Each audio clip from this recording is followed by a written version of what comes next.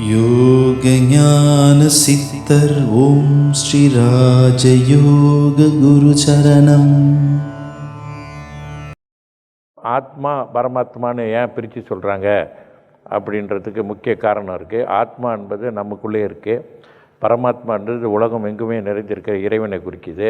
அதே இறைவன் ஆலயத்தில் மிக சிறந்து விளங்குறாரு. நாம் நல்லா நீங்கள் தியானம்லாம் பண்ணிட்டு வந்தீங்கன்னு சொன்னால் ஆத்மா என்ன பரமாத்மா என்னன்னு நீங்களே உங்கள் அனுபவபூர்வமாக தெரிஞ்சுக்குவீங்க. அது குரு சொல்கிறதுக்கு இல்லை.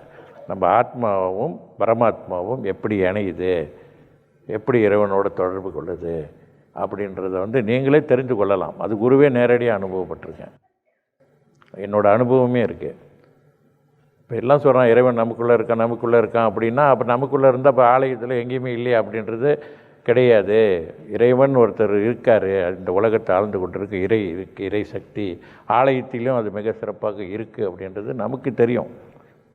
தியானத்தில் நல்லா செஞ்சுட்டு வந்தீங்கன்னா ஒரு நாள் குருவோட ஆசீர்லாம் உங்களுக்கு இருக்கிறனால கண்டிப்பாக நம்ம இந்த வாழ்க்கை முடிகிறதுக்குள்ளே நிச்சயமாக இறைவனை நம்ம முழுமையாக தெரிந்து கொள்ளலாம். வாழும்போதே எப்போ வேணாலும் வரலாம், கிளியராக தெரியும். ஒரு சிவன் கோயிலுக்கு போகிறோமா, அம்மா கோயிலுக்கு போகிறோமா, எந்த கோயிலாக இருந்தாலும் சரி, அங்கேருந்து என்ன உங்களுக்கு வருது, அப்படி என்ன மாதிரியான வைப்ரேஷன் வருதுன்னு தெரியும்.